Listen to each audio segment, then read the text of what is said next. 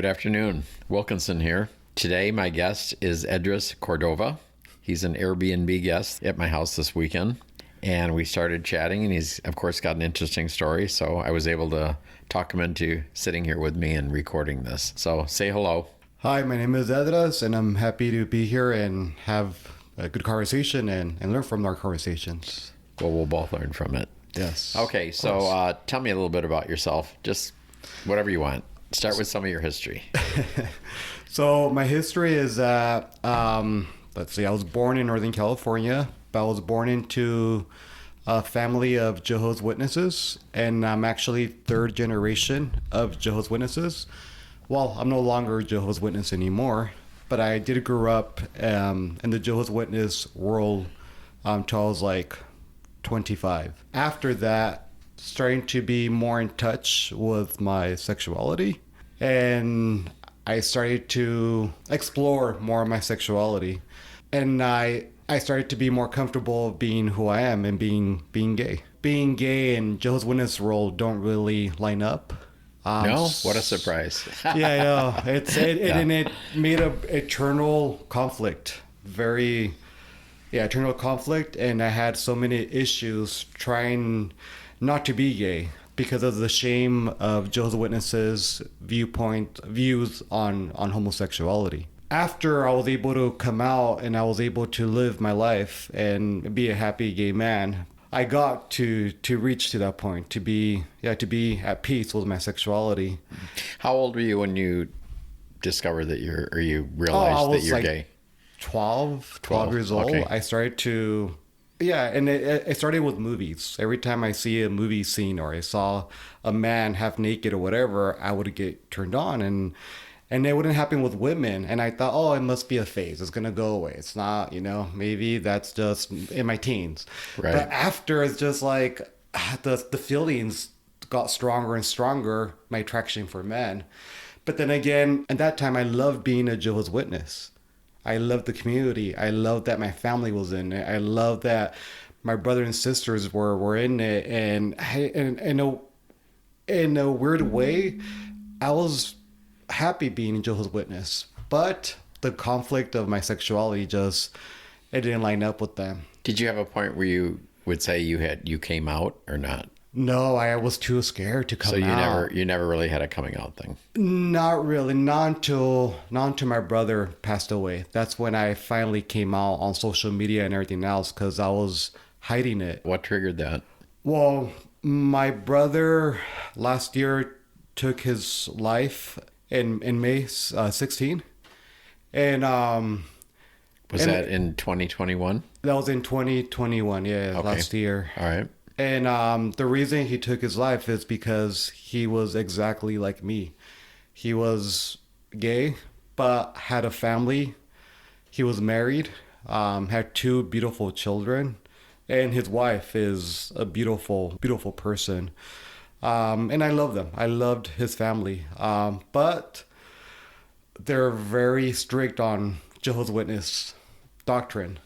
After he took his life, that's what something sparked in me, saying that I can't hide anymore who I am. I can't be ashamed of my sexuality, because if I'm ashamed, I might I could have done the same. I could have followed the same path as my brother. Right. So what I learned about my brother's death is that we're all going to die soon, and that we need to live our lives now. We need to really be genuine with who we are. And it hurts me because my brother was not genuine with himself. And he hated gay people. He hated, every time he talked about homosexuality, it would scare me, because the stuff that he would say about homosexuality, and I was one too. And I growing up with my brother, I kind of knew he was as well, but I couldn't ever say it or mention it until now. Well, how are you certain that he was gay, and that's why he committed suicide? I mean, what fill in some blanks here. Oh, so the blanks, growing up with him, I saw when he had crushes with best friends, with guys. Right. Not only that, but I remember growing up that he did fall in love with a guy. when we were teenagers. And that was his first love. And I could see it. Like, you just could see it. And not only that, but I mean, his eyes would always go more to the guys and girls. How do I definitely know that he was gay? Because my sister, 2 weeks before he committed suicide, my sister told me, oh, Sadrak said, that's my brother's name, said either he kills himself or lives his gay life. And I told my sister, well, if he lives his gay life, no matter what, he'll always be a father to those children. And no matter how they put it or whatever, that's their father. But in reality, I think if my brother would have lived his gay life, he most likely would have lost his children. Because his children are very devout Jehovah's Witnesses as well. And his wife, and my whole family, his whole community, he would have lost it. So I think that's why he committed suicide. He would rather be dead than lose his kids. And that's very hurtful to say it now that I'm saying it. Right. But I wish he would have lived his gay life. I would have been a big supporter of him. But again, he hated me for me living my gay life. And it's not that he hated me. I now understand that it was self-hatred that he had.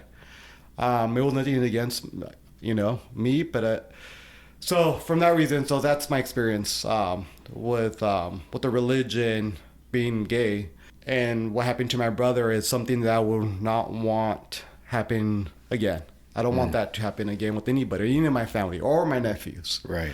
Because I'm so scared, and I'm super scared about this, is that one of my nephews or nieces will turn out to be lesbian or gay, and it's going to follow the same path as my brother. And that's what I'm so afraid of. So I'm trying to live my life very free, live my gay life.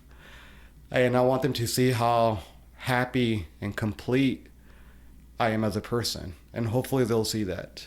Right.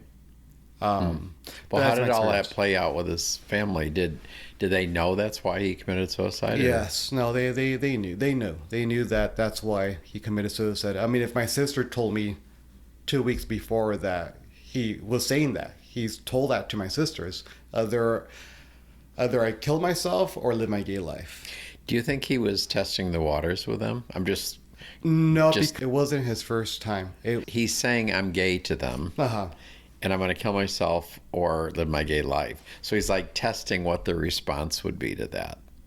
And what do you know what the sister's response was to him when he told her that? I don't know what the response, 'cause I was not there. But I could speculate. Right. And I think they would have said, oh, well, you got to choose Jehovah, your God first. Right.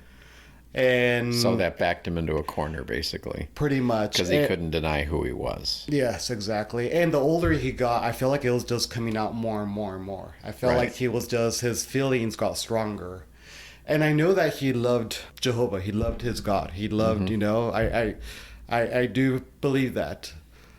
But the eternal conflict that he had, loving God and then being gay, is a horrible conflict that every gay man goes through, especially if you grew up in a culty religious way. Well, and many of my guests on this podcast, the gay men, so many of them have spiritual or religious church backgrounds. I mean, it's almost a common theme. Yes. And something else you mentioned, which is a common theme, is becoming, being authentic or being real, because you come to a point where you have to, something's gonna pop if you don't be real.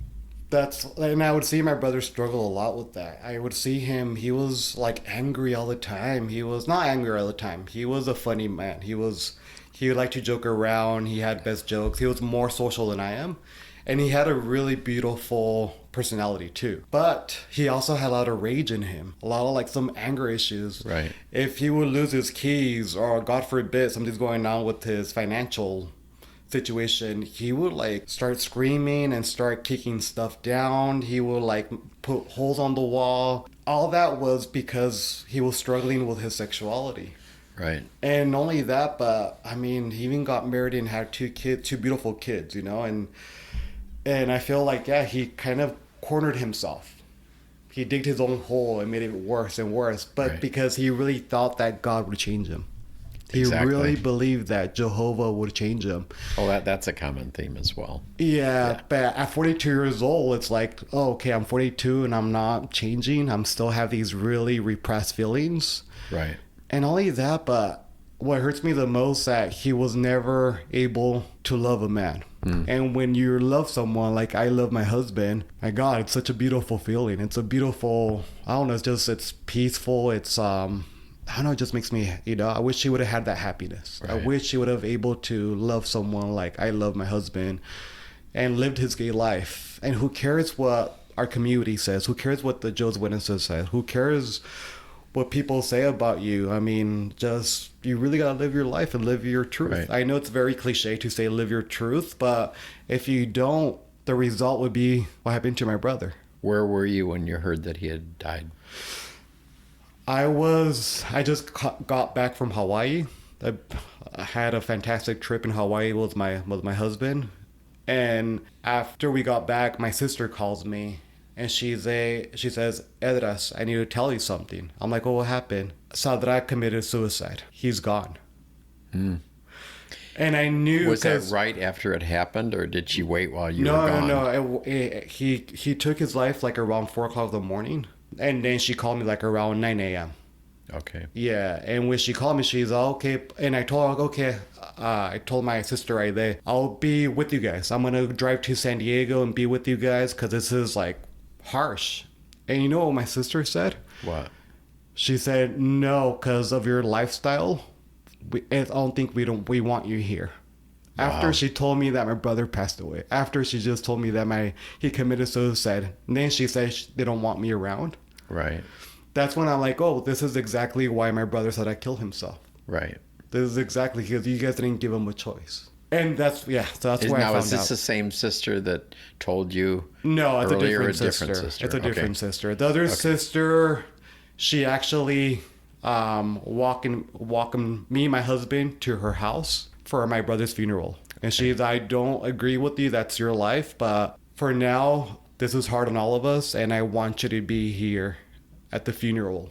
And the speech. And the speech was about Jehovah's Witnesses. And it was about like that my brother's going to go to paradise, after Armageddon comes and destroys all the wicked ones. And he will be resurrected and his life is guaranteed. So, and the whole speech for 45 minutes or an hour was about the religion. They didn't even talk about my brother, man. So it was a sermon. Yeah, pretty much. But they did talk a little bit about my brother, about, who he was, but the whole time it was more about Jehovah's Witnesses beliefs and not so much about my brother. And I didn't notice that until like a few weeks later, like it hit me like a light bulb. I just turned on like, wait, they didn't even talk about my brother that much. They talk more about the beliefs, and that's, for me, that's like a way of brainwashing, because that's all they talk about. It's all they talk about. Yeah. About paradise and about the end is coming, and it's the same thing that I've heard since I was a little kid, and it hasn't changed. So that's why I'm here to talk about this, because every time I talk about it, yes, my heart hurts, but in a way, it's also therapeutic to talk about it, because I do feel better once I talk about this. I do feel, now that this happened, and I know the reasons why he killed himself, even though it's harsh, I do have peace. I do have peace of mind, because I would hate someone to live a fake life. I would hate someone to live a life that's not you. And this is why I like to talk about my brother. Because I want people to know that there is a way out. There is a way out from Jehovah's Witnesses. There is hope. Like me. Like I took a different path than my brother. And I'm just so happy I took this path. I'm so happy that I was able to live my gay life. Because for a minute there, I thought I was never going to be able to fall in love with anybody. Or I was never going to fall in love with the man. Because I was going to be Jehovah's Witnesses my whole life until Armageddon comes. Right. So were your parents alive when your brother died? No, and I'm happy. They had already died? I'm sorry. I'm happy that they were not. I don't think my mom or my dad would have been able to deal with this. There's no way. Yeah. Where are you with your family now? We don't talk. You don't. There's only one sister. They basically cut you off. Yeah. After my brother's funeral, I never saw him again. Oh, I did see him at a party where I was invited, and then I was disinvited because one of my older sisters doesn't want to see me, doesn't want to see me at all. So he told her sons are not Jehovah's Witnesses that either they invite me or invite her. Obviously, my nephews are in pick them all. So now other family events, I'm not invited anymore because my sisters don't even want to see me. So did you go to the party? I did go to the party. And she didn't go to the party? No. Well, the first party, yes. Maybe I'm not explaining myself right, but the first party, she was not aware that I was going. Okay. Until I so showed you up. were just there. Yeah, and I could feel the energy. I could feel the vibe. Like, I don't feel like they want me around. You could just feel it. And then one of my nephews graduated from high school, and his mom, in a very loving message, she's hey, I'm so sorry, but we know this is really bad and horrible. And through her text message, I could feel her heart was like hurting by telling me this. Right. But she said, your sister doesn't want you to be invited to none of our gatherings. We know it's messed up. I'm always interested in family dynamics. Why is this the one sister is calling the shots then, basically, or what? Well, yeah, because she is the oldest sister, and she is her kids, sons, are non-Jehovah's Witness. She is, but they're not. So that's why I still have connection with these nephews. So you talk to them? I still talk to them because they're non-Jehovah's Witnesses. The nephews are Jehovah's Witnesses. I don't talk to. Okay. And you started to say there's one sister you've talked to a little bit. There is one, and that's a twin sister. Is she the one that invited you to let you stay? Yeah, and she invited me back to go to Hollister to stay with her. And she's not Jehovah's Witnesses. She's not a Jehovah's Witness. She also left the cult because her kids weren't Jehovah's Witnesses either. They didn't like to. They just weren't interested in being Jehovah's Witnesses. So she said, okay, well, my kids leave the Jehovah's Witnesses. I'm going to choose my kids over anything. I don't know how the whole thing works. So if her kids left, would the other people in the, as you called it, a cult, would they say, okay, you have to cut them off then? They would want her to not talk to them? No, because the dynamic is their kids never got baptized in the Jehovah's Witnesses. Okay. So for that, they can still talk to them. Once you get baptized, like I got baptized. So you're in and I'm in 100%. And once I'm kicked out, which I haven't been kicked out, I just left the truth. They call it truth. I left the cult, and when I left it, they didn't disfellowship me. They didn't expel me or disfellowship me. I just left. So that's why they should be able to talk to me because I'm not officially expelled. Right. But being that I live my gay life, for them, they consider that as being expelled. So that's why they still talk to their kids because they were never baptized. Gotcha. But I was. So what is your life? Where do you live anyway? Oh, I live in Orange County. We moved together, me and my husband. And now just have a very peaceful, loving life now. And also my best friends that left the cult with me became my family. And these friends that I have, I know them for like 15, 20 years. And because of them, I think I was able to survive my brother's death or suicide. So you have a chosen family, basically. Yes. Yeah. And they're an amazing chosen family that I feel like they'll always support me. That's cool. Yes. Huh. So what do you do? Like my brothers. What do you do for a living? I'm a massage therapist. I do more sports massage. I have a really good base clientele in Orange County, and I love what I do, man. I love being a healer.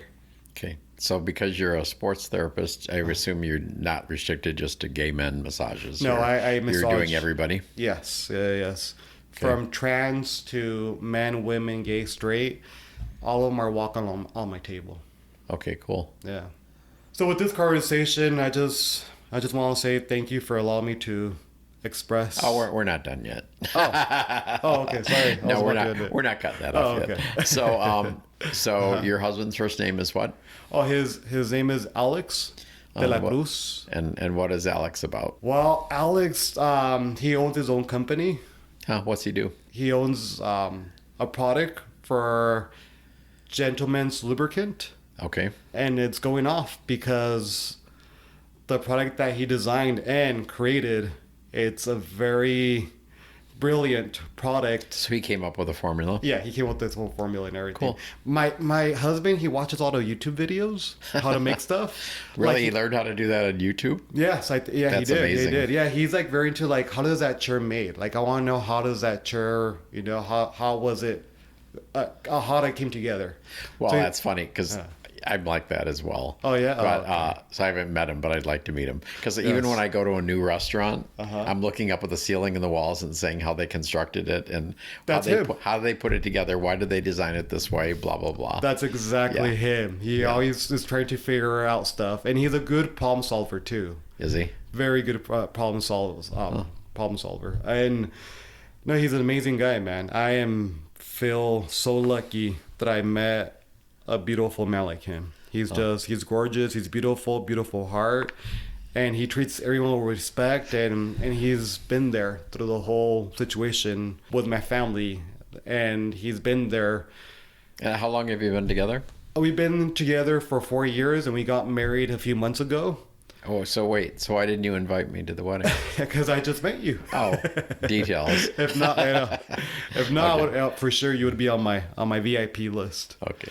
But what I'm trying to say, having a supportive husband like him also healed me from the history I had with the cult and my brother's suicide. When you have someone that loves you for who you are, exactly who you are, it heals you.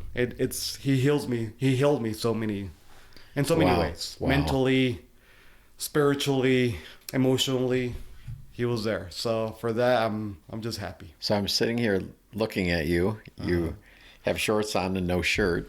You were No. in the pool earlier. So you have a tattoo across your chest, which I found that curious, and I can't read it because it's not in English. But what is it? Oh, it's in Spanish, and it says, solo el que carga el moral sabe lo que lleva adentro. And what does that mean? Meaning, only the one that carries a knapsack Yep. knows what's in it. Wow. And I got this tattooed on my chest because every time I would criticize someone or judge someone or be mean to someone, my dad would always tell me these words. He would. Yes, and it would calm me down and be like, "Yeah, you're right. You don't know what other people are going through." So it's another way of saying you walk in somebody else's Yes, shoes, right? Exactly. Yeah. So when he passed away in 2018, I put this as a reminder of him and to remind myself not to judge anybody else. And then I have another tattoo for my mom and says, "I'll see you in another world." And my mom died from pancreatic cancer. Wow. She struggled it for 2 years, and she passed away in 2012. And she could barely say these words. Like she was already dying, and she was able to tell me, "I will see you in another world." And then she passed away 2 minutes later. Wow. And there she is on your arm. Yes. And I had, even though I grew up in a cult, I did have two very loving parents, both of them. Sorry.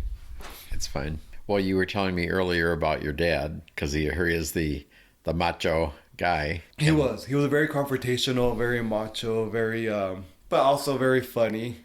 He would always make you laugh, but the way he would make you laugh, he could also make you mad. Uh-oh. Yeah, he had a very strong personality, but he was a loving father, man. He gave me hugs and kisses, and I'm so happy that both my parents were very touchy and loving, because that gave me confidence of who I am now. Because I know what real love is through my parents. That's cool. Okay, now you can say goodbye. Thank you for coming in. Sorry we made you cry. Yeah, no, of course. But that's part of life. And that's part of me healing too. Right. Yeah, remembering how good my parents are, and also talking about my brother's suicide. It's stuff that we should talk about. We should have an open conversation and learn from it. Right. Well, You've only been here a day, but I feel like you're a good friend already. Oh, thank you, man. No, so are you, man. Your energy is beautiful, and I'm happy that we're friends now. Thank you for coming in, and thank you for doing this. No, of course. Okay, take care. All right, thank you. Bye bye.